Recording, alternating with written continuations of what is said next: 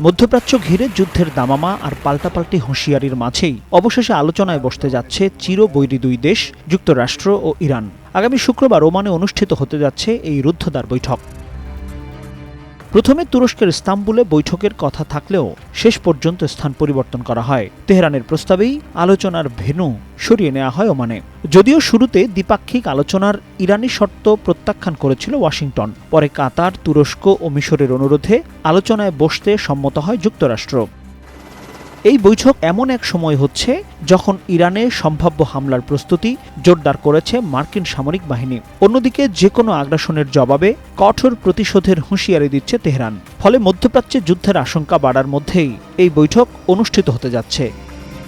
তবে আলোচনার এজেন্ডা নিয়ে বড় ধরনের জটিলতা দেখা দিয়েছে। ইরান স্পষ্ট জানিয়েছে তারা কেবল পরমাণু কার্যক্রম ও অর্থনৈতিক নিষেধাজ্ঞা প্রত্যাহার নিয়ে কথা বলবে। ব্যালিস্টিক ক্ষেপণাস্ত্র, আঞ্চলিক প্রভাব কিংবা মানবাধিকার ইস্যু আলোচনায় আনতে নারাজ তেহরান। অন্যদিকে মার্কিন পররাষ্ট্রমন্ত্রী মার্কো রুবিও জানিয়েছেন অর্থবহ কোনো চুক্তির জন্য ক্ষেপণাস্ত্র কর্মসূচি, প্রক্সি গোষ্ঠীগুলোকে সহায়তা বন্ধ এবং মানবাধিকার পরিস্থিতিও আলোচনায় থাকতে হবে।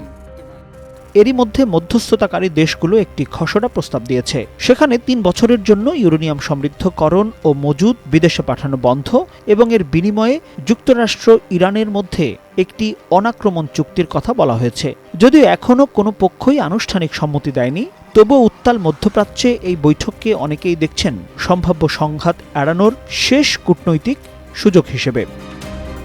মাসুম খান, টাইমস টুডে।